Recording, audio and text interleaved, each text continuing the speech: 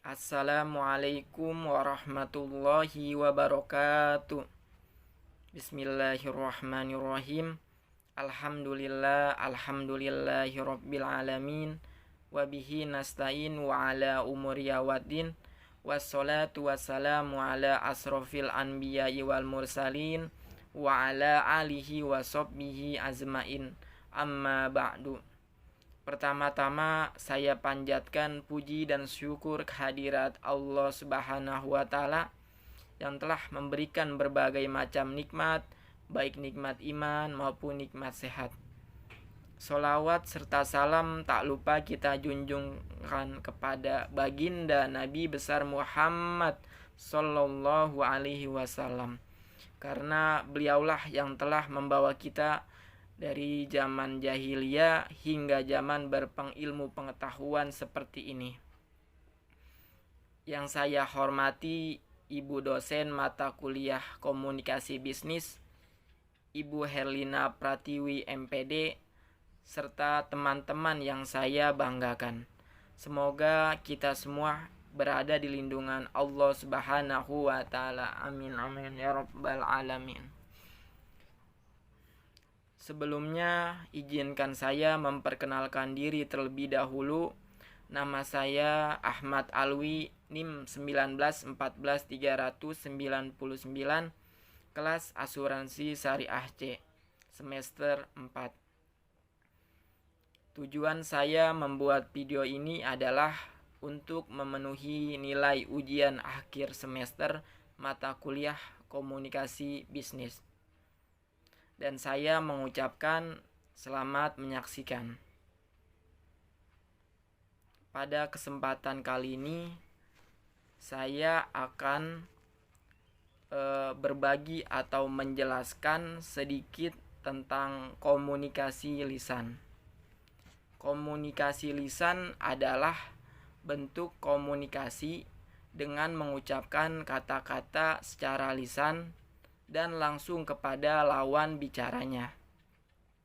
Dalam proses komunikasi lisan ada beberapa macam, yaitu yang pertama ada individu ke individu, individu ke kelompok, kelompok ke individu, kelompok ke kelompok, dan yang terakhir yaitu media. Komunikasi lisan mempunyai dua jenis, yaitu ada komunikasi lisan secara langsung dan komunikasi lisan secara tidak langsung. Di dalam berkomunikasi lisan, kita selalu berhubungan dengan seperti halnya berbicara, berpidato, dan rapat. Pertama, saya akan membahas sedikit tentang berbicara. Berbicara adalah mengucapkan kata-kata atau kalimat kepada seseorang atau sekelompok orang, baik kecil maupun besar, untuk mencapai suatu tujuan tertentu. Dalam berbicara ada satu hal yang sangat penting, yaitu menyimak. Menyimak sangat dekat maknanya dengan mendengar, dan mendengarkan lalu berbicara. Menyimak sangatlah penting sebelum berbicara, karena kita menyimak terlebih dahulu, kita dapat berkomunikasi dengan baik, dapat menikmati dalam berkomunikasi, bahkan dapat menyelesaikan suatu masalah. Dalam menyimak ada beberapa jenis, yaitu yang pertama menyimak ekstensif, yang kedua menyimak intensif, yang ketiga yaitu menyimak sosial, yang keempat yaitu menyimak sekunder, yang kelima yaitu menyimak estetik, yang keenam yaitu menyimak kritis, yang ketujuh yaitu menyimak konsentratif, yang kedelapan yaitu menyimak kreatif, yang kesembilan yaitu menyimak interrogatif, yang ke-10 yaitu menyimak penyelidikan, yang ke-11 yaitu menyimak pasif, dan yang terakhir yaitu yang ke-12 yaitu menyimak selektif. Yang kedua, saya akan membahas tentang pidato. Pidato adalah kegiatan seseorang membahasakan sesuatu yang disampaikan kepada beberapa orang. Yang ketiga, saya akan membahas sedikit tentang rapat. Rapat merupakan suatu bentuk media komunikasi kelompok resmi yang bersifat tatap muka yang dapat dipakai untuk pengambilan keputusan secara musyawarah untuk mufakat.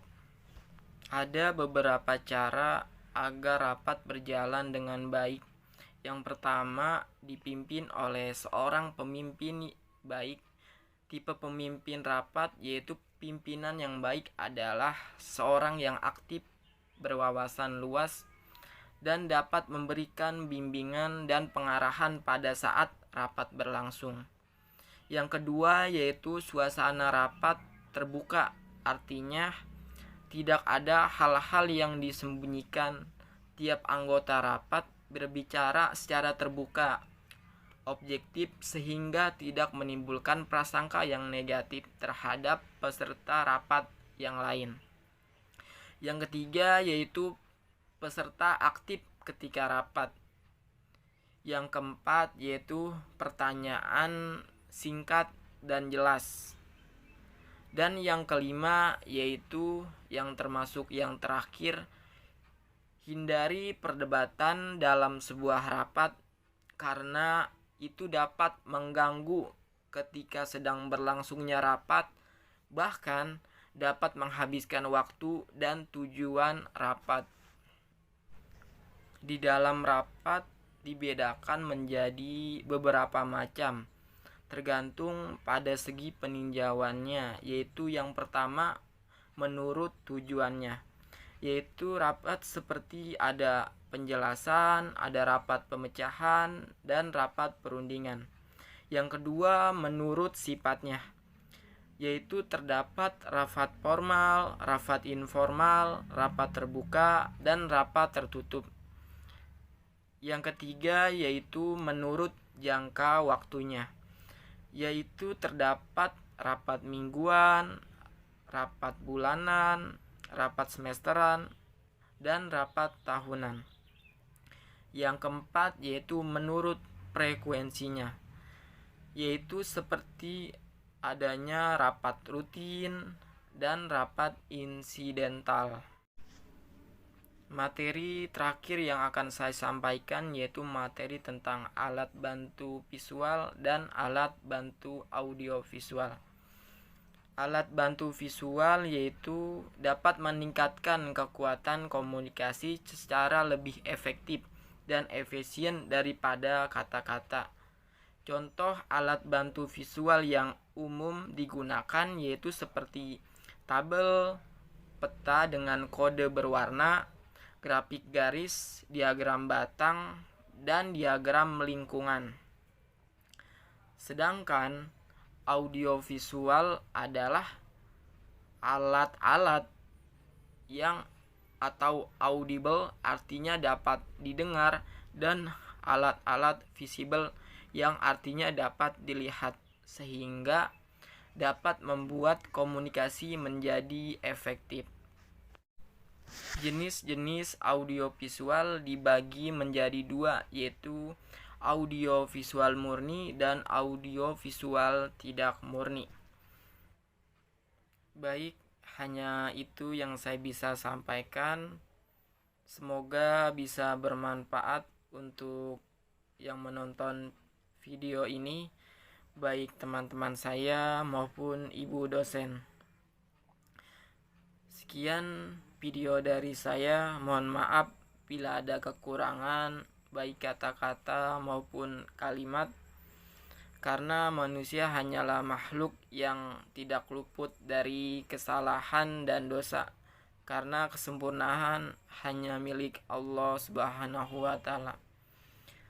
Dan pesan saya yang terakhir dan pada kesempatan kali ini, saya hanya mengingatkan kembali kepada teman-teman saya dan untuk ibu dosen juga. Saya hanya mengingatkan kita harus menjaga protokol kesehatan selama masa pandemi ini agar kita terhindar dari COVID-19 atau virus corona, yaitu kita pertama harus rajin memakai masker ketika kita berpergian maupun di dalam rumah. Yang kedua yaitu kita harus rajin mencuci tangan. Yang ketiga yaitu kita selalu menjaga jarak dimanapun kita berada, terutama ketika kita sedang berada di luar. Yang keempat yaitu kita harus menjauhi kerumunan ketika masa pandemi ini. Yang terakhir adalah membatasi mobilisasi dan interaksi. Semoga kita semua bisa kembali seperti dulu dan semoga virus corona atau COVID-19 ini di dunia, terutama di Indonesia, mudah-mudahan bisa cepat hilang dan mudah-mudahan kita bisa berkumpul seperti biasa dan mudah-mudahan kita bisa kembali belajar di kampus kita tercinta yaitu UIN SMH Banten. Oke, terima kasih semuanya. Wassalamualaikum warahmatullahi wabarakatuh.